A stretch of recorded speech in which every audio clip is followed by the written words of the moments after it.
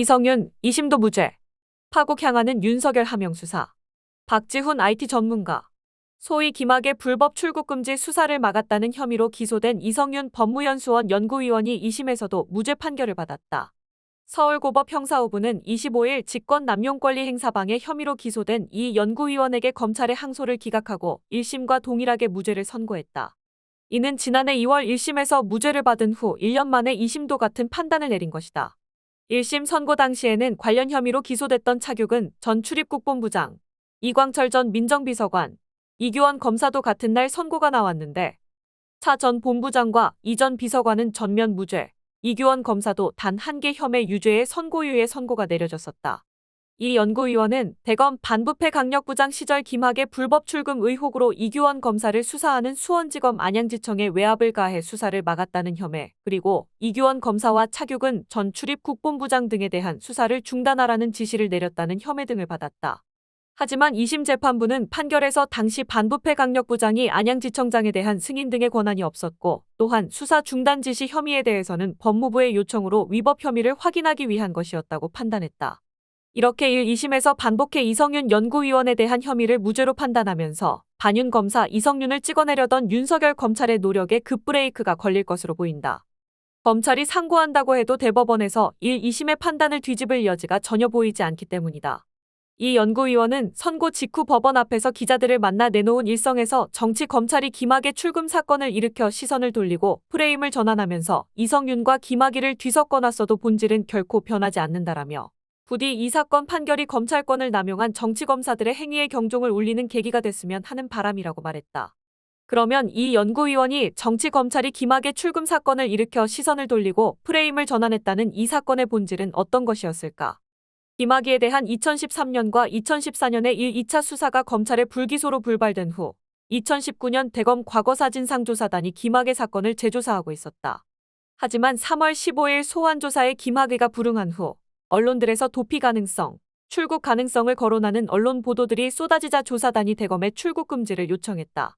하지만 대검은 조사단의 김학의 출금 요청을 거부했다. 당시 조사단이 얼마나 급박한 상황이었을지는 실제 김학의가 출국을 시도하기 바로 전날인 21일에 SBS에서 보도한 출국 금지도 안 돼. 자취 감춘 김학의. 조사 가능할까? 기사를 보면 누구나 쉽게 짐작할 수 있을 것이다. 심지어 김학의가 해외 도피를 시도하고 있던 3월 22일 밤에도 조사단의 긴급한 요청으로 대검 간부인 정책기획과장이 출국금지 요청을 들어주라고 휘하 검사들에게 지시했으나 그마저도 내부 반대로 이뤄지지 못했다. 1, 2차 수사에서 김학의를 무혐의 처분했던 것처럼 김학의 수사를 막으려는 검찰 내부의 반발이 얼마나 넓고 뿌리 깊었는지 알 수 있는 대목이다. 조사단 소속이었던 이규원 검사가 소관 직무를 넘어 직접 긴급 출국금지를 하게 된 것에는 이런 사정이 있었다. 또 굳이 따지자면 이 검사는 조사단에만 소속된 것이 아니라 당시 서울 동부지검 검사직무대리로도 발령이 되어 있는 상태였기 때문에 출금을 포함한 통상적인 검사로서의 직무도 가능했다고 볼 수도 있었다. 그런데 김학의 출금 이후 검찰이 김학의 3차 수사를 위한 수사단을 구성해 수사에 착수하고 기소가 이루어지던 와중에도 검찰 내부의 반발 행동은 물밑에서 계속 이어지고 있었다.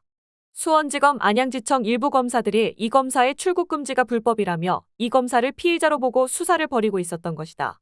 안양지청은 2019년 6월에 대검 반부패강력부 수사지휘과로 관련 보고서를 보냈는데 당시 반부패강력부 부장이 이성윤 연구위원이었다. 이렇게 해서 이성윤 당시 반부패강력부장이 안양지청의 수사 사실을 알게 된 것이다.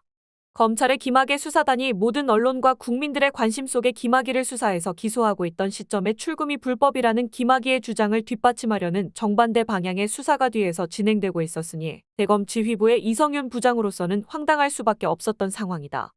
그래서 당시 이 부장은 안양지청에 전화를 걸어 불법 출금 주장은 법무부와 대검에서 다 조정된 내용이다 라고 설명해 준 것인데 검찰은 그런 전화를 외압이라며 기소했던 것이다. 특히 해당 전화를 받았던 당시 안양지청 차장검사조차도 1심 재판의 증인으로 출석해 이성윤의 뜻이 아닌 법무부와 대검의 뜻이라고 이해했다고 증언했다. 어쨌든 이런 과정으로 안양지청의 수사는 보고 이후 중단되었는데 당시 형사 3부장이었던 장준희 검사가 다른 지검으로 이동한 후 이 문제를 다시 꺼내들었다. 비공개로 자유한국당 주호영 의원에게 제보한 것이다. 2021년 장준희 검사는 조선일보와의 인터뷰에서 무려 15개월이나 지나 제보한 것을. 그런데 김 전 차관이 2심에서 실형 선고를 받고 법정 구속됐다는 뉴스를 접하고 그와 일면식도 없었지만 제대로 실상을 알렸다면 달라지지 않았을까라는 생각이 들었다라고 설명했다. 반면 장 검사는 김학의의 죄과에 대해서는 최소한의 언급조차 하지 않았다. 마치 김학의는 유죄를 받아서는 안 됐다는 말로 들리는 것이다. 그런데 당시 장 검사의 제보 초점은 불법 출국 금지가 아닌 불법 출금 조회였다. 실제 주 의원이 언론들을 통해 주장한 내용도 사찰 없다던 문재인 정부가 김학의를 사찰했다는 거였다. 출금 조회 이꼬르 사찰이라고 주장한 것이다.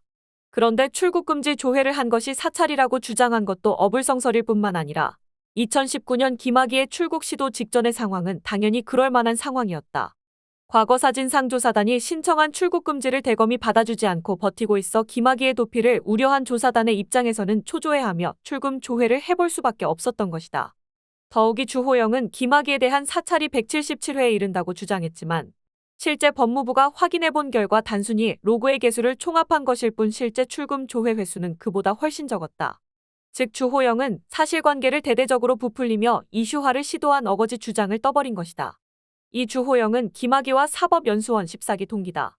이런 주호영의 동기 구하기 노력을 프레임을 다시 전환해 불법 출국 금지로 키워 수사로 빚어낸 것은 당시 검찰총장이었던 윤석열 현 대통령이었다.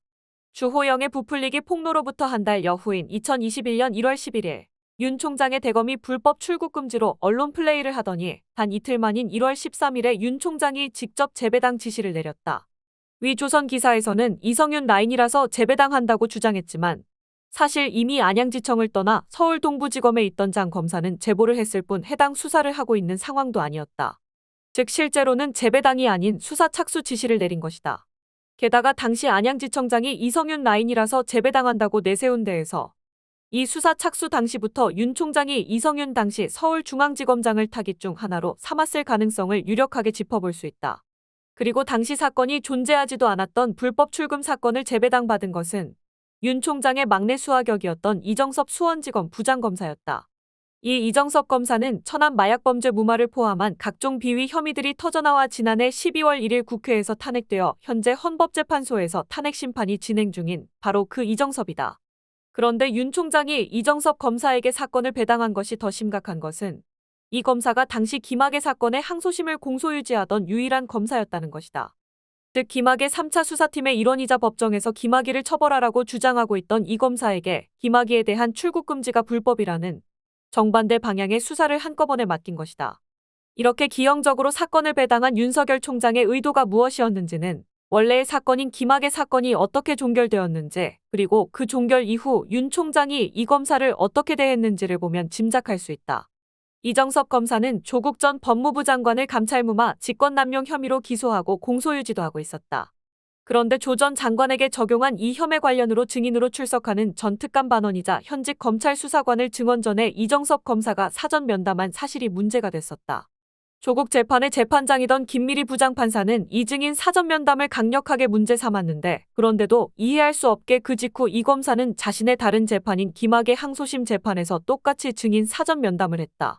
그리고 이 사실이 대법원 상고심에서 문제가 되면서 핵심 증인의 증언의 증거 능력이 사라져 김학의가 최종 무죄 판결을 받게 된 것이다. 즉 이정섭 검사는 조국 재판부로부터 강력하게 제지당한 행위를 그 직후 김학의 재판에서 그대로 반복하는 이해할 수 없는 행위를 함으로써 김학의를 최종 무죄 방면해준 결과가 됐다.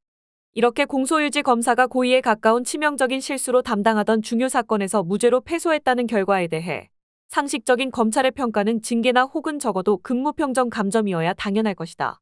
그런데 어찌된 일인지 윤석열 총장은 대통령으로 취임한 직후 첫 검찰 인사에서 서울중앙지검 공정거래조사부장으로 영전시킨 데 이어 이듬해인 지난 9월에는 차장검사로 승진까지 시켰다. 무죄로 뒤집어진 김학의 재판 결과에 대해 징계와 정반대의 영전과 승진을 거듭한 것으로 볼 때 윤석열 당시 검찰총장의 의도가 김학의 선처였다고 해석할 수밖에 없는 것이다. 김학의 불법 출금 수사를 같은 이정섭 검사에게 배당시킨 의도도 같은 맥락으로 볼 수밖에 없다. 애초부터 정반대 성격의 수사를 같은 이 검사에게 맡긴 것도 같은 의도였던 것으로 의심할 수밖에 없는 것이다. 한편 검찰은 이성윤 연구위원에 대한 수사와 징계 절차도 진행 중이다. 당장 이번에 재차 무죄가 선고된 직권남용 혐의도 기소 외에 징계가 진행되다 1심 무죄 후 심의정지 상태에 있고 윤석열 검찰총장 징계에 도움을 준 혐의로 수사와 감찰도 진행되고 있으며 여기에 며칠 전인 1월 17일에는 조국 전 장관의 북토크 행사에서 윤석열 사단은 하나회 발언을 했다는 이유로 또다시 중징계가 청구된 상태다. 이런 일련의 징계가 진행되고 있는 데 대해 이성윤 연구위원은 2심 선고 후 기자의 질문에 당당히 임하겠다라며 각오를 내비쳤다. 한편 이 연구위원은 1월 8일 사직서를 제출했으나 징계가 진행 중이라는 이유로 검찰이 아직 수리하지 않고 있는 상태다. 이 연구위원은 그와 무관하게 4월 총선에 출마할 의지를 내보이고 있는데 황운하 의원의 대법원 판례로 사표가 수리되지 않아도 당선에 문제가 없는 상태다. 이 연구위원은 소위 김건희 특검에도 수차 공개적으로 특별한 관심을 내보인 바 있다. 제가 특별검사로 지명되는 기적이 생긴다면 소명으로 알고 결코 피하지 않겠습니다. 이성윤 특별검사를 실제로 볼 수 있기를 기대해본다.